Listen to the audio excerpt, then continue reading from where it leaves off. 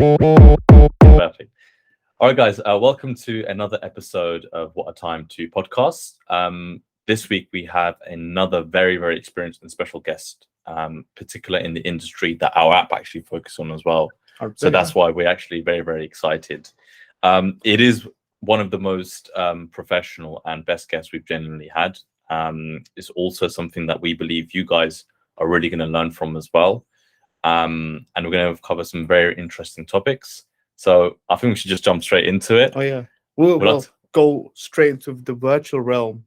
Straight into the virtual realm with a guest who's not virtual, who's real, but joining us virtually today. Claire, how are you doing? I'm well, thank you. How are you? All good. Thank you for asking. I think you're probably one of the first ones to ask us how we're doing back. Yeah, you're right. Yeah, you're right. Yeah, I'm all about being kind. And people are. So thanks for inviting me. No, absolute pleasure to have you, Claire. Absolutely. I think we spoke yesterday on the phone as well. We had a great chat. And generally, it's great to have you here. We're grateful for your time as well, of course. And we're going to try and make this one of the best episodes that we've had. Yeah, and very beneficial. Very beneficial, yeah. And that's the key part as well, really, the benefit for the audience.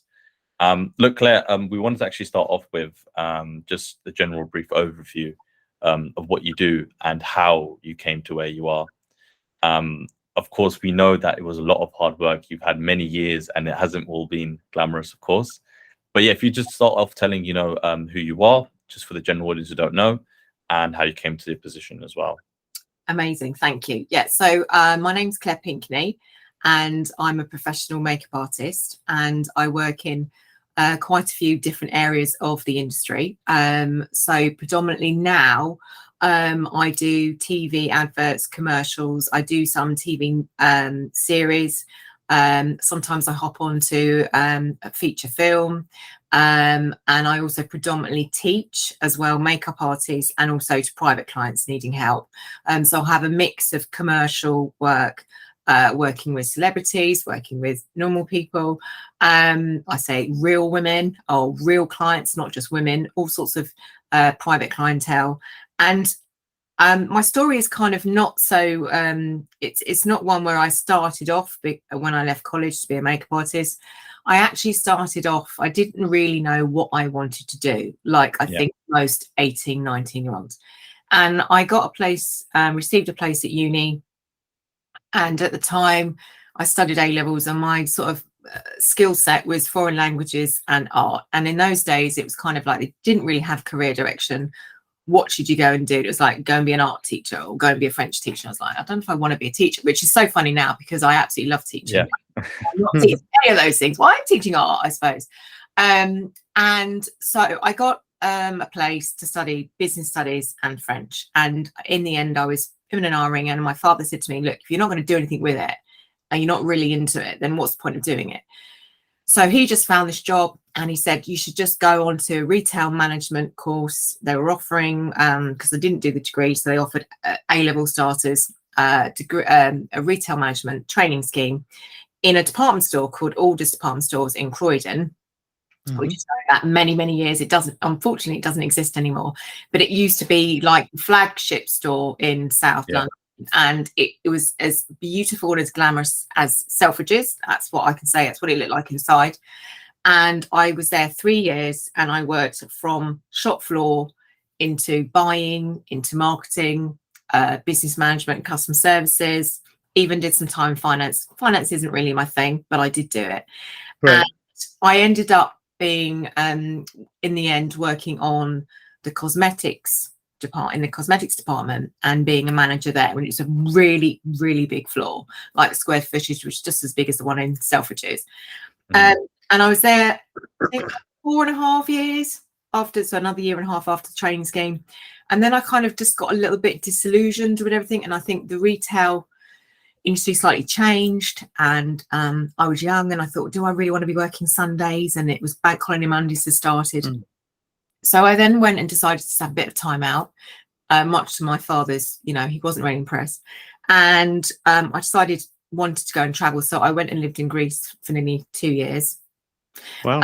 On a Greek island. And then I came back and kind of, I suppose, really, I think I learned a lot of life experiences, and I had a lot of things that had happened out there, and I think it's good character building. So then I eventually came back and got sensible, and I went to work for an IT company. So yes, and I'm not an IT person at all. And but I went into marketing, so it was like really good for my business skills. And I think this is really important, even in my job. What I've learned back then is that I have business skills to set up, even being a makeup artist, how to run a business. So everything from, finance to marketing and business development. And obviously this is going back just as we, had emails, but we didn't really have social media at that point, but we did have emails. There was computers. We're going back 25 years, kind of like, so we were in the start of IT, but it was very, very young. And then unfortunately that company went into liquidation, and very sad for me, because it was a good job. I didn't actually like the business because I found it quite boring, but kind of I felt, well, okay, it was liquidated, we all got made redundant, what do I do? And that was my chance. I thought, do you know what, I met my husband, he was a hairdresser, and I was just thinking, I really need to now use some sort of artistic skill. I felt like I didn't want to go back down that IT route. And so I thought, do you know what, I had that cosmetic experience in orders, got this business skills. Actually, I feel like I'm doing something completely different. I'm going to train to be a makeup artist. And that was literally my story. And I went and researched the top makeup schools in London. And I attended one of them for a couple of years, and it was hard. And I did a media course there, hair and makeup media course. And so that was my formal training. And then from then onwards, I've just worked really, really hard, having to work for no money at all, and having to assist with people, and just being, which I'm going to talk about later, about being grateful to have an opportunity to work with an established artist, to find out how they work. And then it gave me a good idea of what areas I wanted to go into. So when I first came out, I actually more or less went into fashion, and I did a lot more fashion in those days, because fashion was quite, it was very, very, it is now, it's a very fun part of the industry, but there was more sort of job opportunities, because we didn't have social media. So there was more campaigns. So there was more publications, whereas now we have less publications. It's more about social media. So I was predominantly working in that. Then I had a lot of private clients, and I just started to build up, started to network, started to work for free and do like test shoots with photographers, network with them to build up my portfolio. And of course, those are the days where you literally have a book portfolio, and you'd actually have to walk around or go and apply for a job and then take that to present, because we didn't have everything online. So it sounds like really old and antiquated, but that's how it was. And not too longer either, actually. Not really, no. So then obviously, I don't know how many websites I've had now. I think I'm probably on my 8th website probably now. Oh, wow. And obviously, because then websites became a thing, and I could then put my portfolio on there, and then people used to find me from there. But I then started to sort of break away from fashion, and then I started going more into media and TV, and doing more commercials and more campaigns and things like that, and then building up, working with bigger brands, working with theatre. So I've had quite, it's been a wide range of different areas of the industry that I've worked in. And then I started to feel like, I feel like I was starting to teach privately to lessons to clients on the side, as well as, so on a Saturday, I would offer lessons to private clients and then work commercially in the week. And then I kind of thought, I really do like this feeling of teaching people and making people feel good about themselves.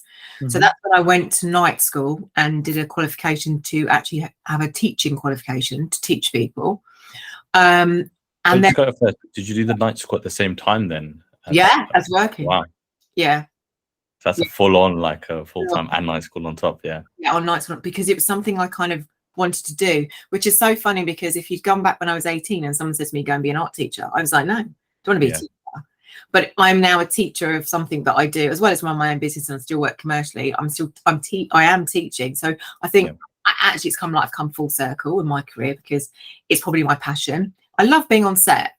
Which I kind of would talk about a bit later, about the hard graft of being on set.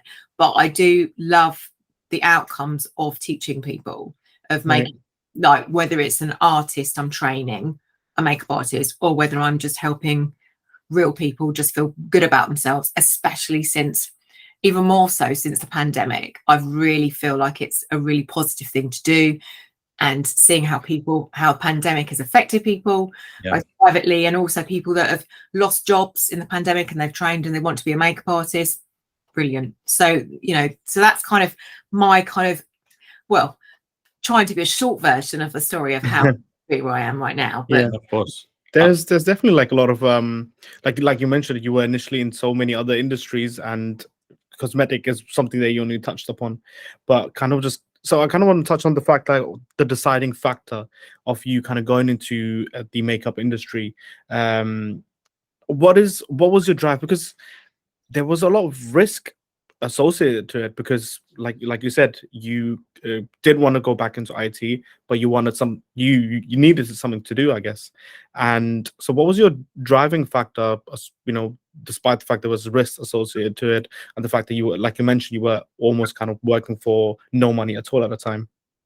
I think it was sheer determination, absolute sheer determination, that I thought, you know, I want to be able to earn as much money, if not, you know, same salary as what I had before, and I can do it. And I feel like it was just something that at the time, artistically, I was kind of craving to do something a little bit more arty. And I just, when I set myself a target, I will go at it. I won't give up. It's about being positive. So although it's a big risk, and also I had the outlay of having to buy kit, which I say to a lot of makeup artists, that was also, so financially it's a risk. Am I going to be successful? And also that outlay of having to buy products and kit and how much that's going to cost you. And then you've got your insurance. And I think it was just, I only saw a positive outcome. And that was the only way of getting through. And I was so determined, like I wasn't going to give up. Like, this is what I just felt. And as soon as I got to college, I think it was like the first couple of weeks was really, really hard. And I thought, oh my gosh, you know, what am I doing? Am I doing the right thing? But then, like, as time progressed, I was like, no, I am doing the right thing. This is something I've wanted to do. I probably should have done it way before when I was 18. But to be honest, in those days, there weren't really makeup schools. You just had to kind of like try and contact someone or know someone that was a makeup artist and then go and assist, whereas these were specialist schools that obviously years later that it's set up. And I think it's just sheer determination, and that's the only, and I say that about setting up any business, isn't it?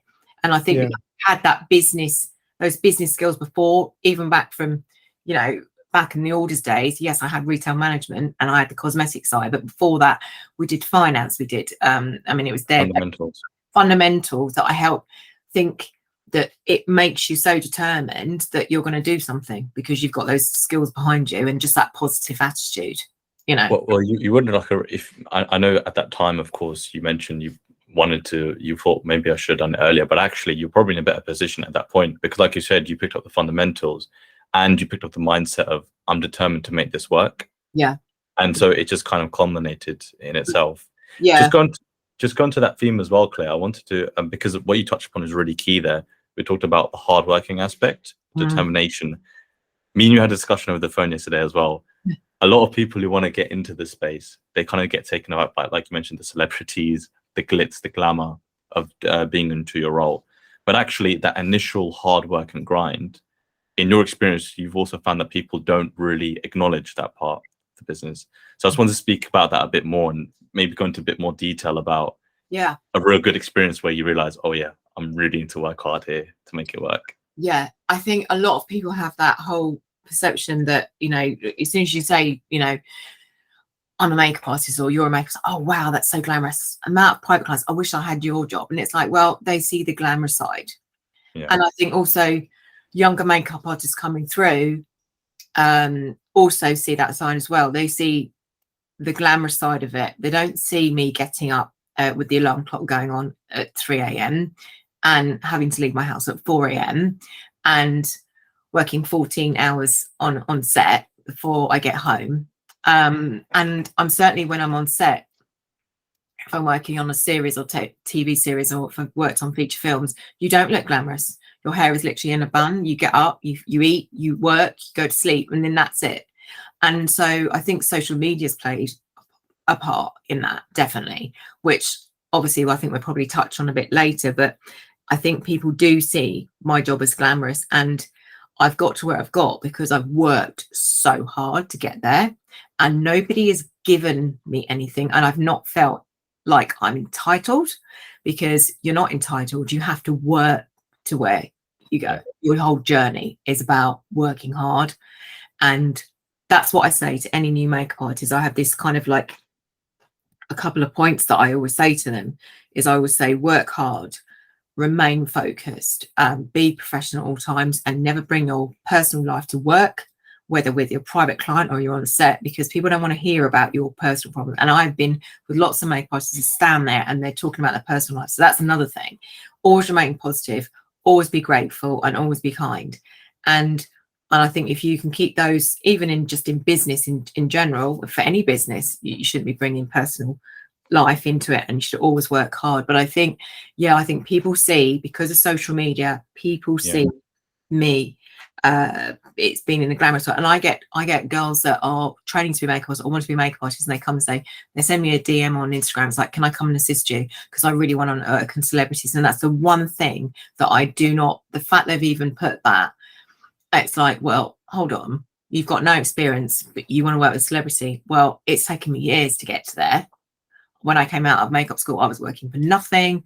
I was assisting. I didn't even ask a makeup artist, can I come on set if you work with a celebrity? Because there's fundamental. You think about when you go into the industry, you don't think celebrities. No, because I think the thing is, social media has changed this, and social media is, you feel like you can reach out to celebrities. You can you can kind of like stalk them, which is basically what it is. You're just seeing their every move on social media. So you think, oh, that's for my reach. It's not that far away. But in my day, to say, because we didn't watch celebrities on Instagram or any social media or TikTok. So it's like, it was an aspiration. Now they just think it's easy just to go, well, I'm going to get a job. I haven't got any experience, but I just want to work with a celebrity. Well, you have to work, whether it's, and even to be honest, I treat my private clients just as much as a celebrity, because at the end of the day, celebrities are real people at the end of the day. And I always treat people, whether it's a private client sitting in my chair or a celebrity, with the utmost respect. And the other key thing about, I think, running a business and being a professional makeup artist is the ability to listen. And that's in any business, listening to your client's needs, whether it's a production company, whether it's a producer, that you've got like a mood board. What are they wanting to achieve? You're having to listen to that. You're having to dissect it. Same with private clients. So it's like listening is a really key thing as well. I've got a quick question in reference to what you said as well, because I think it's beneficial for the audience as well. But if you are looking to bring someone on board, like say within your business or whatever it is, what are the key things that you look for? So what are some of the things where you think, okay, that person might be onto something? And what are some of the red flags? Like you mentioned, they're DMing and they're saying, I want to work with you because I work with celebrities. That's obviously a red flag. What other red flags that you pick up as well?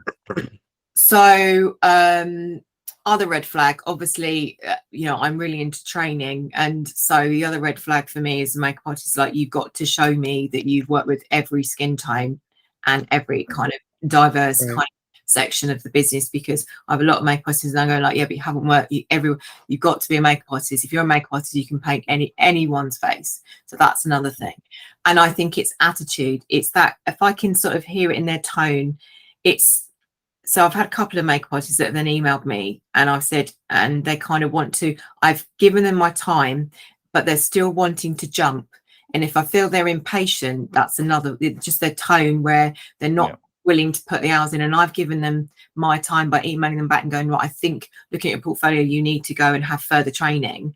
They're all about having quick training. And for me, you can't replace sound ground training. So if you want to get to X, well, you've got to work there. So if someone's giving me alarm bells by saying, oh, I'm just going to quickly do a day's course, or I'm just going to quickly do that, no, that is not the same, because equating it to years of experience, to me, if I think they're positive and they're willing to learn and they're going to take on board what I've said and they're good listeners, and also they have a positive attitude, And that does come across. And I think even in email communication, so it's like, I don't want to hear if someone feels like they're entitled. That's definitely not for me, and I wouldn't take any assistance. So I think positivity, entitlement, working hard, and actually it's prepared, because if I'm prepared to go to night school to do my teacher training, you should be the same to do an extensive course or save for that course, or but have it written down. These are the things you need to achieve. So I think it's those things. That a couple of flags, I'd say.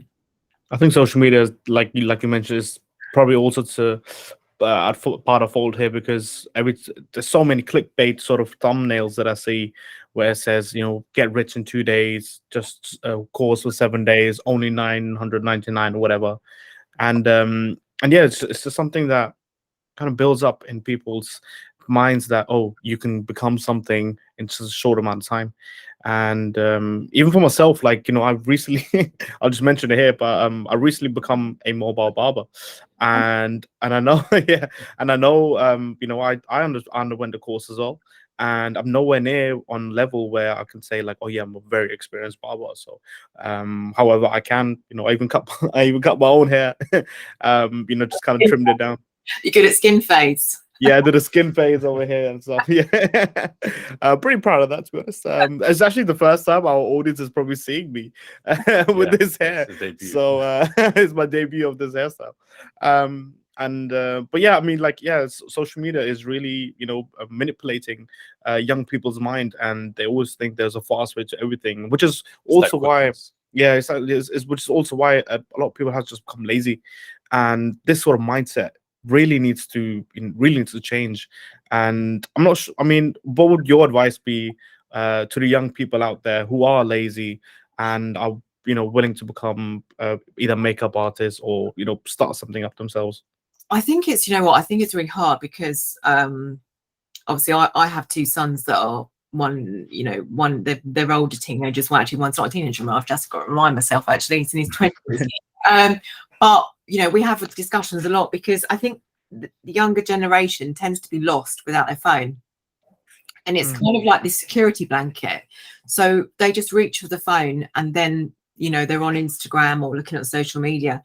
And I think if you're really serious about wanting to be a makeup artist, so within social media, you have obviously makeup artists that are bloggers or vloggers or whatever they have their own channels and they're YouTubers and they put that out there, and that's what they say on social media.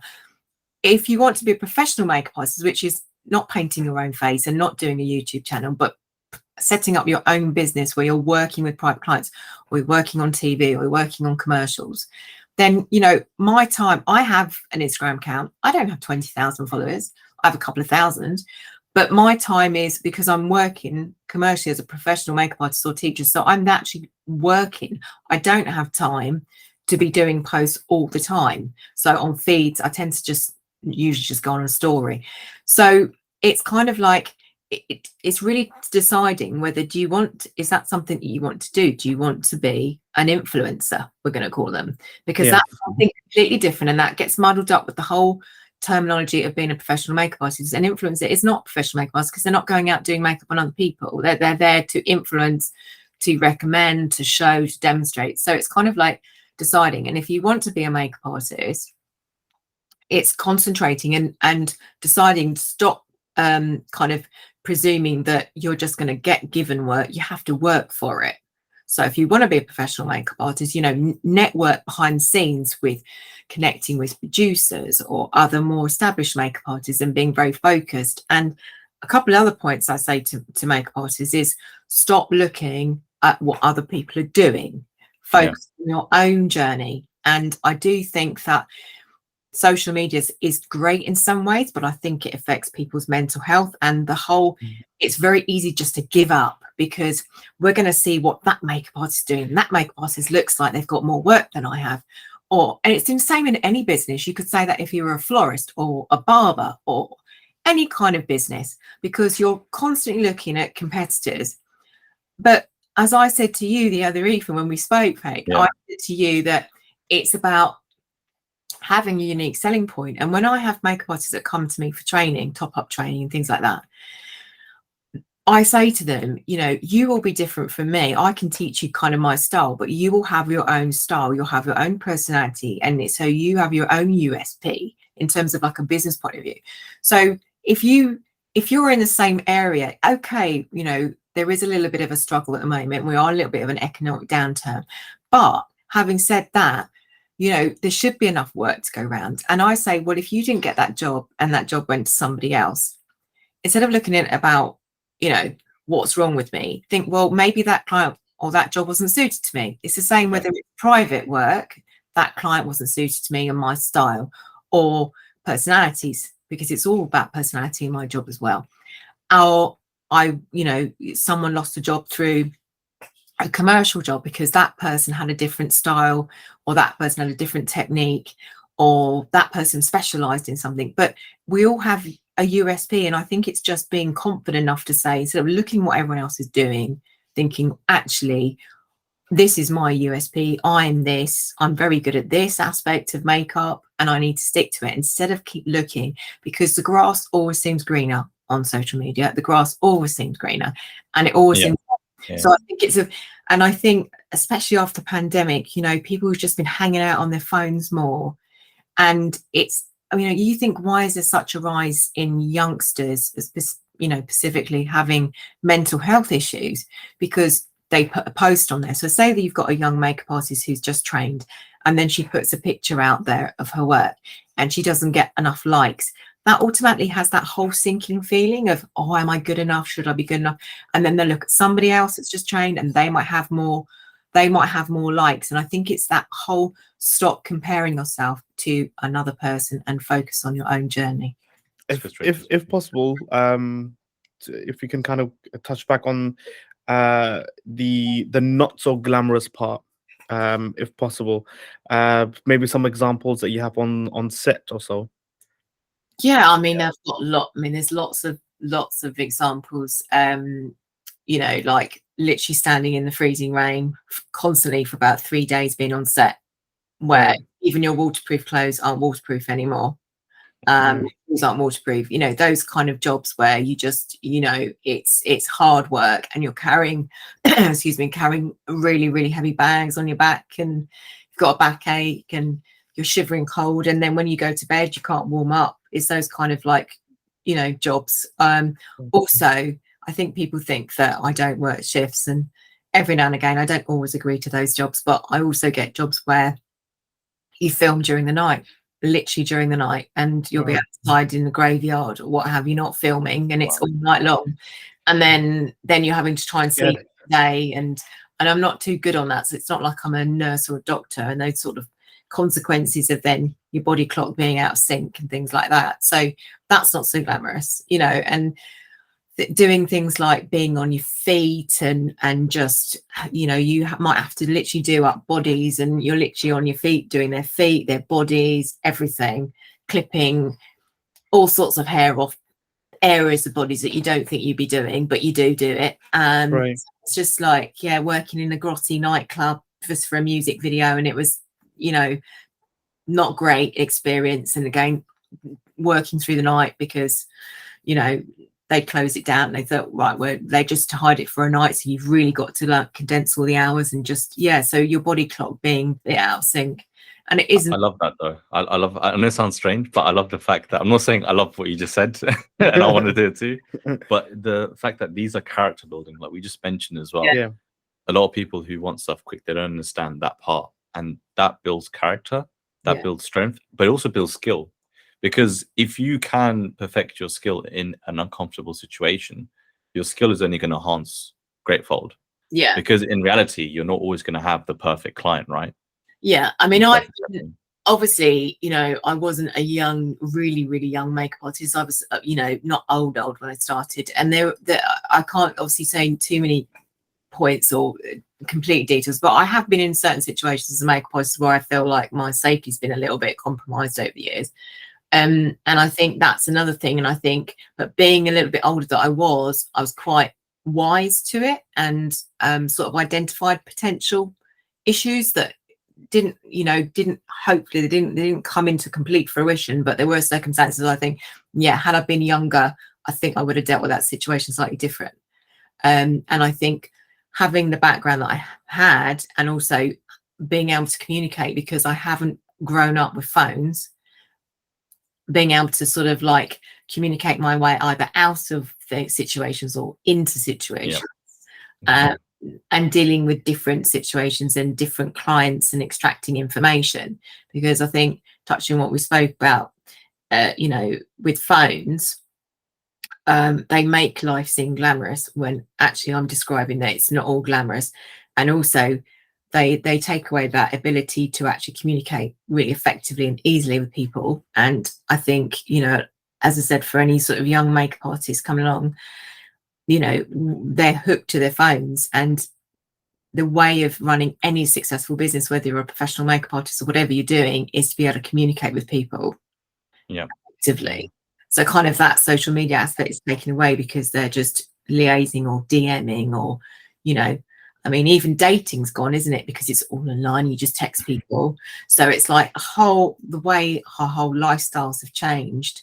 But my job predominantly is working with people. I mean, I could consider myself as a counsellor as well, because, you know, I will anything one from a celebrity to a private client, if they're nervous and I've got someone going on set, and I've had, and I can't mention obviously complete names of all my celebrities, but I've had quite a few, even celebrities, and before they go on stage or before they go and do whatever they're doing, or whether it's stage or actually on set, they do become quite nervous. So if I wasn't able to communicate effectively with them, make them feel calm, then I wouldn't be able to, you know, I wouldn't be doing my job well.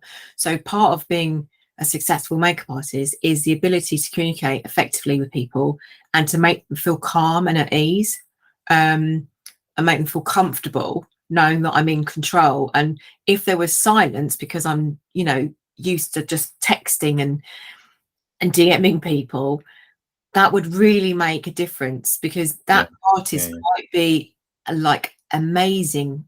They may have an amazing skill set in terms of makeup, but if they can't relate to people and they can't talk to people and they can't communicate, then the whole, you know, the positivity from that, you know, that job, it just won't happen, because they will make people feel uncomfortable because they're not making them feel at ease.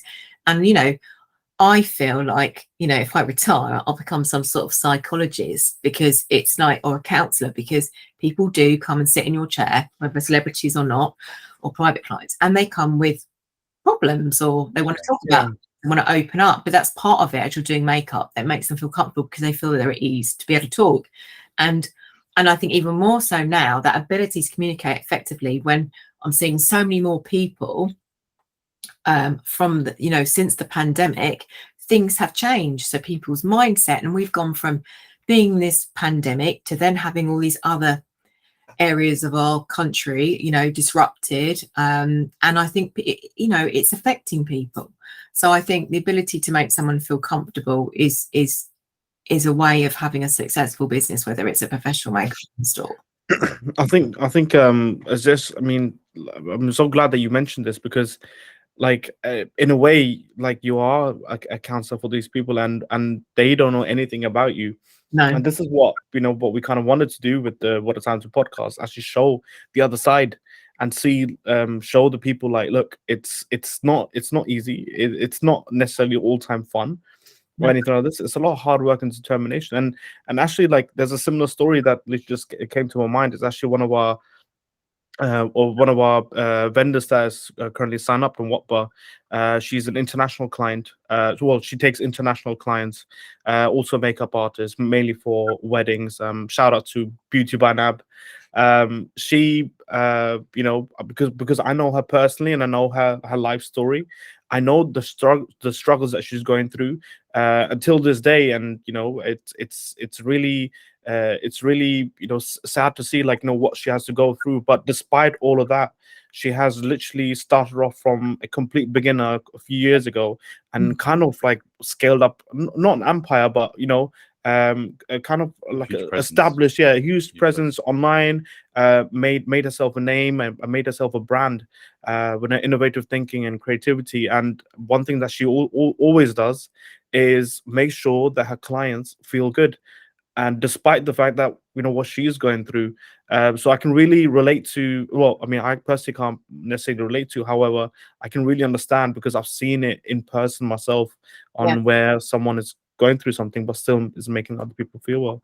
Yeah, I do think that, because I mean, I've obviously worked with lots of makeup artists in the past, and not everyone is like that. So you can be skilled, but if you don't have those aspects with the communication skills and making people feel comfortable, then you're not going to have a successful business.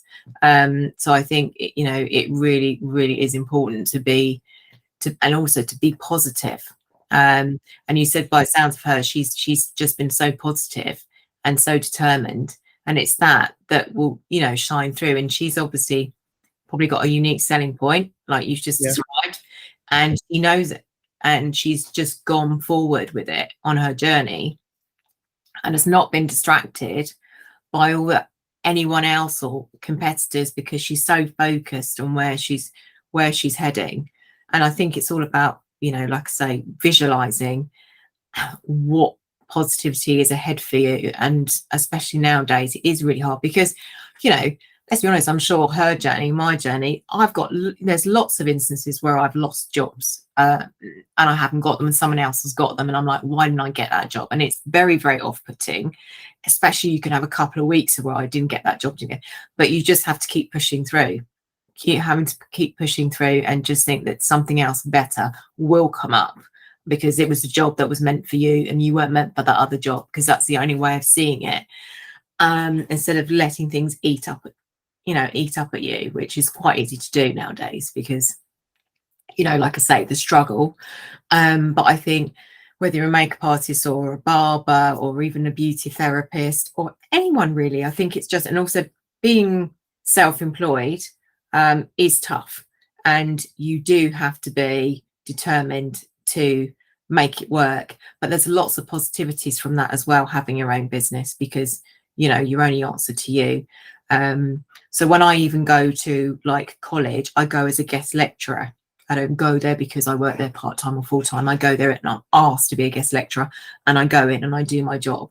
And I always turn up very bubbly, and I see lots of young faces looking at me and they all look really quiet, and I go, I don't bite, do talk, because that's the other thing. I think if people ask questions, then they're wanting to learn and wanting to be be the best. It's when people go quiet, I go, well, you're not listening, or you're not communicating with me. Are you actually taking everything in? So I always say, ask questions. That is another key thing. I've got a quick I really love I sort of want to ask a question, and it's a bit different, but it's, so basically, I know you mentioned about being positive, and I love the fact that you said focus on what you're doing, because that's a massive part that people don't really talk about. You don't focus on others, focus on what you're doing. Unfortunately, social media takes that away. That's where you kind of still have to focus in. But so I've been reading books just about discipline and passion and being positive, right? A lot of people say that discipline, motivation. So motivation is probably the key word. It comes from actually doing a task. Like when you do it, you build motivation. I wanted to ask you, like, what's your experience? Because you said you kept on going, your determination, your drive. But how have you developed your passion? Because it's very clear that you have passion for this industry. That's why you're teaching. That's why you're a guest lecturer. But has that come from your experiences that are built up? Or has that passion already been in you from the start of your journey? So I do think it's kind of like, I do think it's different areas. I think it's definitely my background. I do feel that actually the change of career has helped me definitely gain those, what I call those invaluable skills, life skills and business skills. I think my passion for kind of art, that side of the artistic side, has always been there from when I was doing A-level arts. And I think also, to be honest, to keep my mind on a positive track, I do read a lot of books, and I do listen to a lot of podcasts, and I do listen to a lot of self-motivation books, positivity books, manifestation, visualizing your journey, visualizing where you want to be, where you should be, or where you should be now. I get up every morning and I do that. I listen to either something in the car if I'm on my way to work, a couple of my favorite books and podcasts, and it's about setting that tone. So I'm a bit believer of the power of the mind and the power of manifestation. And also, I keep going back to that word, and I keep putting that in my stories recently. It's about gratitude, because I feel if you're going to sit there and be negative and not grateful, then positive things aren't going to happen for you, because that is your mindset, and your mindset is negative. If you kind of say, you know, I'm grateful for the work I have in this week, I'm grateful for the inquiries I have, I do believe that more inquiries will come. If you kind of set that mindset, well, I've got these inquiries, but it didn't work out, so nothing's working out, and it's just not going to work for me, and it's just all negative, then I do believe you are not attracting more work, more positivity, and more business. Yeah. So yeah, I am a big fan of the power of the positivity, and also books, and immerse yourself. And also another thing is, just from a personal point of view, I think if you are surrounded by people that are toxic, that aren't good for you in the business, whatever, or you've got colleagues that are in the same job but all they do is moan, I'm sorry, but time to kind of remove yourself from that situation. I think you need to surround yourself with positive people, whether it's your family or your friends or your work colleagues. But if you hang out with a group of other people that are not very happy with their jobs, or they're moaning because they haven't got any work, it brings you down. So it's kind of surround yourself with positive people as well as putting yourself in this kind of little bubble where, okay, if I don't get the job this week, I'm still grateful for that inquiry, because better jobs will come in. That's the key, right? Because you still have the positive energy. You're surrounded by positive energy. Yeah. Positive will come back. And it's funny because the stuff you mentioned is literally what I'm reading as well right now. Yeah, I'm actually going into that now. So I need to ask what you're reading as well. I need to get some recommendations. Well, now you surround yourself with positive people, so there you go. That was also one aspect. And I think honestly, this is probably the best way to kind of now, as we're coming to the end now of our lovely podcast, and hopefully you'll be listening to yourself whilst you're in the car. I will be listening to all my positive talk and advice. So yes. Yeah. Great, amazing. So yeah, thank you very much for watching and listening again, and thank you very much, Claire, for being on our podcast, and again spreading such an amazing message of positivity, hard work, determination, and also showing us the dark side, you could say, of glamour. Yeah, yeah, honestly. And we really hope that our audience, that you've learned again and benefited from this episode, and we hope to see more guests like Claire coming on, because she has, again, like she mentioned, she has built something up from coming from a whole different industry and going into something that she's actually passionate for, and like she mentioned herself, there's so many what she really wants to do is basically teach people on how to get into this industry. And Claire, I think we should also use this opportunity. Is there anything that you kind of want to plug now in terms of a website or anywhere how people can contact you? Well, my website is www.clarepinkney.co.uk, and if there are any sort of not saying celebrities, but just people that need help from a makeup point of view, and a confidence boost, I do obviously I work, as you know, I work commercially, but also I do kind of specialize in mature women going through the menopause, which is a big subject at the moment. So that really for me is my passion. So my private work, helping women just feel better about themselves, especially coming out, as they're going on about the pandemic again, but actually it has affected people and just their confidence. And I think, once we remove the mask, it was kind of like, oh, I've got to look at my face now. I've got to do something with it.